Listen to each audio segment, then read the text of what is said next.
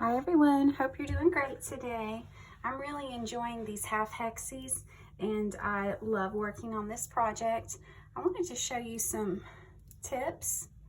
Of course, when you're sewing these, put them together in triangles, then sew the rows together, or sew them into rows and then put the rows together. When I am carrying these around with me in order to sew, I like to use a little bit of painter's tape and just put on top of one, and that way it stays together, and when I get where I need to go to sew, I'll just go ahead and take that tape off, and they're exactly where I need them. You can see when you turn it over. I want to show you when I line these up. I'm going to line this edge along with this edge to get started. Now, of course, this is my actual point and that's my folded point. You want to start with your actual point. Oops, looks like I need to knot my thread. Okay, so I'll just pick that up, make sure I'm still lined up, and then start sewing.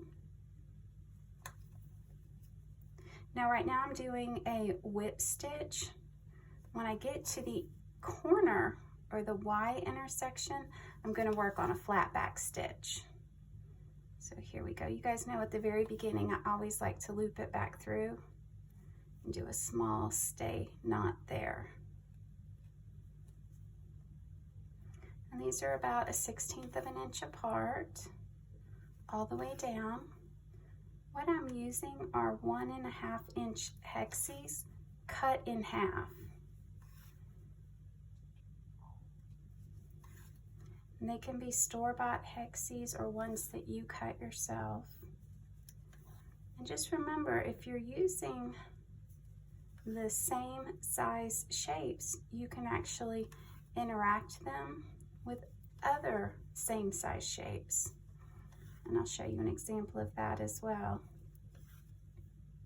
So you can see I'm almost here to the intersection.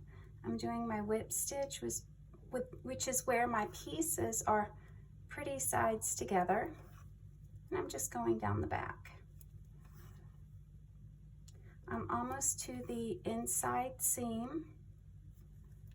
When I get there, I'm going to do another stay stitch or knot, and the reason that I do that is, unfortunately, sometimes I do sew the wrong things together, and it's always easier when you just need to remove one piece to be able to stop at the intersection. Okay.